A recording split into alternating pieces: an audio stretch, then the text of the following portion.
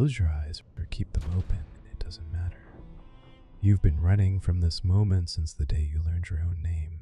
You're sitting there in the glow of your screen, a digital campfire for a soul that lost its way in the woods of modern convenience.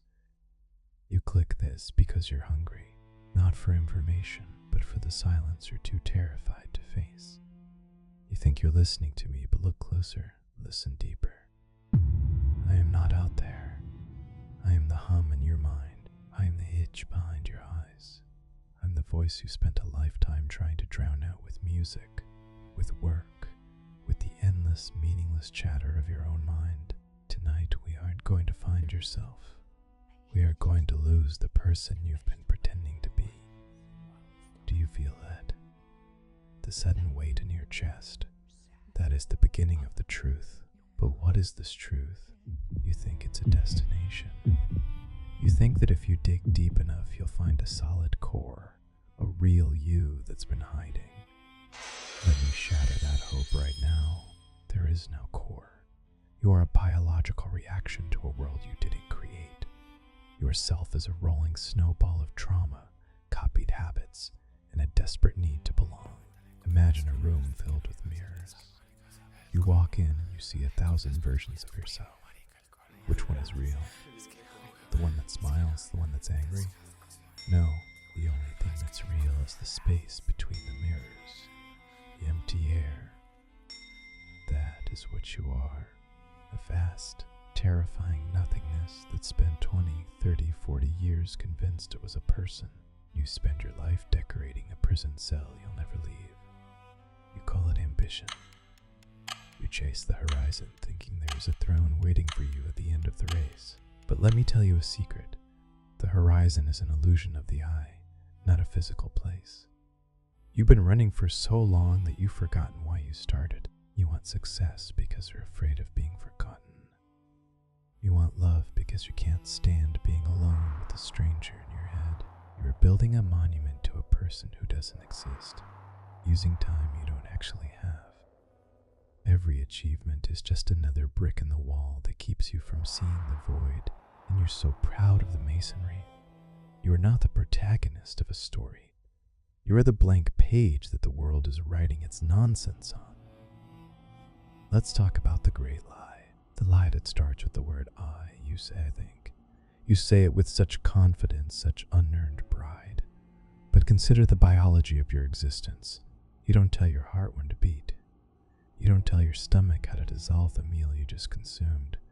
You don't tell your cells how to divide or your hair how to grow. You are a biological machine that functions perfectly without your permission. And yet, when it comes to the electric firing of neurons in your prefrontal cortex, when it comes to the thoughts that bubble up from the dark chemical soup of your brain, suddenly you claim ownership. Why? Why is a thought yours, but a heartbeat is just mechanics? The truth is, your brain secretes thoughts just as your liver secretes bile. It's an organ doing its job. Thoughts are messages from the soul. They are the exhaust fumes of a complex computer. You aren't the thinker.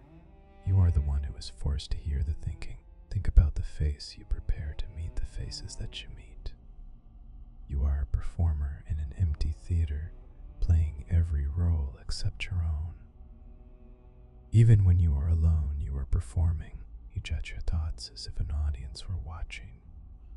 You feel shame for things no one else knows. Who is the audience? Who are you trying to impress in the middle of the night? It's the internal judge.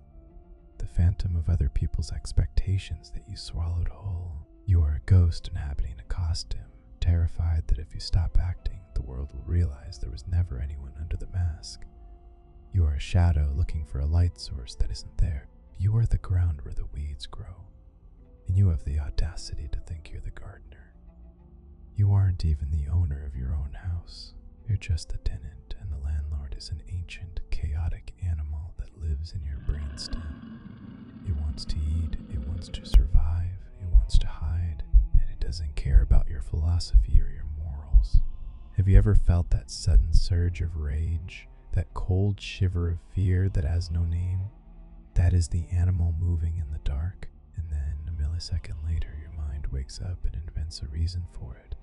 I'm angry because they were rude, you say. No, you were angry because your biology demanded a fight, and your mind is just the PR agent trying to make a monster look like a gentleman. You are a ghost, haunted by the chemistry of a beast. The beast doesn't just move in the dark, it dictates the terms of your surrender. You think your personality is unique, but it's just a set of survival strategies passed down through blood and bone. Your anxieties are the echoes of ancestors who survived because they were afraid of every shadow. Your cravings are the desperate hunger of creatures that died millennia before you were born. You are a biological puppet show where the strings are made of DNA, and the script was written by the brutal necessity of evolution. Your morality is just a social lubricant to keep the gears of the tribe from grinding. You are a vessel for genes that want to outlive you, and once they're done with you, they will discard you like a used shell. And you call this living. Listen to the quality of that internal monologue. Who is speaking right now? Not my voice, but the one reacting to me. The one that says, this is dark, or this makes sense, or I don't like this. Trace that voice back through the tunnel of your history. Listen to the cadence. It sounds like your father's disappointment. It carries the rigid, moralistic weight of a grandmother who's been dead for 20 years. It has the desperate pleading tone of a teenager who just wanted to be liked. You are not a unique individual. You are a biological archive of dead people's opinions. Your personality is a patchwork quilt made of scraps you stole from teachers, movies, and broken lovers. You are a puppet woven from the threads of 1,000 years of social engineering, and you have the nerve to call the twitching of your strings free will. Every choice you've ever made was filtered through a lens you didn't grind, polished by hands you'll never meet. You are a radio playing a broadcast from a station that went off the air decades ago, and you're convinced you're the one writing the music. Consider the bars of your cage. They aren't made of iron, they are made of words. You cannot think a thought for which you do not have a word. Your reality is bounded by the vocabulary someone else taught you. When you feel anxious, use your word that carries the weight of 1,000,000 pharmaceutical ads. You don't feel the raw electricity of your body. You feel the label. You've been colonized by language. You are trapped in a dictionary written before you were born. And then there is your history.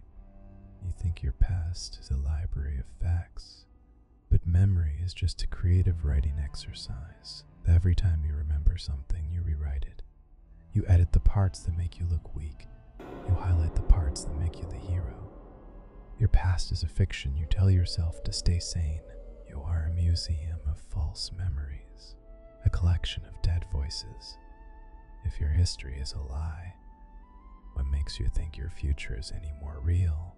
You believe you are rational, but your brain makes a decision seconds before you are even aware of it. The impulse to act arises from the dark animal depths of your biology. And then the second voice kicks in, the PR agent, the spin doctor. It creates a beautiful story to explain why you did what the animal already decided to do. You're not the driver, you're the PR agent for a chaotic animal, desperately trying to make its irrational behavior look like a plan. So let us ask the only question that matters. You are terrified of the silence because in the silence the constructed self begins to starve. You feed it with endless scrolling, with cheap dopamine, with arguments in the comment sections of videos you don't even care about. You are keeping a parasite alive and calling it your personality. What happens if you just stop? What happens if you sit in the dark and refuse to entertain the clown in your head? At first there will be panic. The animal will thrash against the bars. It will tell you that you are wasting time, that you are going crazy, that you need to be productive. Let it scream. Let the fake identity suffocate. The death of who you think you are is not a tragedy. It is the only true liberation you will ever experience. Only when the noise completely dies can the real architecture begin. If your thoughts are noise and your memory is a lie and your choice is a script, who are you? Don't reach for an answer. The answer is another thought, another lie. Stop. Listen to the space between the words. You are not the voice, you are the silence that hears it. But the silence is nothing, and in that nothingness you are finally free. Tonight night when the lights are out, just watch the marble crack. Don't argue, don't agree, just observe. I am the second voice, and I am the only one telling you the truth. Sleep well. If you can still figure out who it is that's sleeping,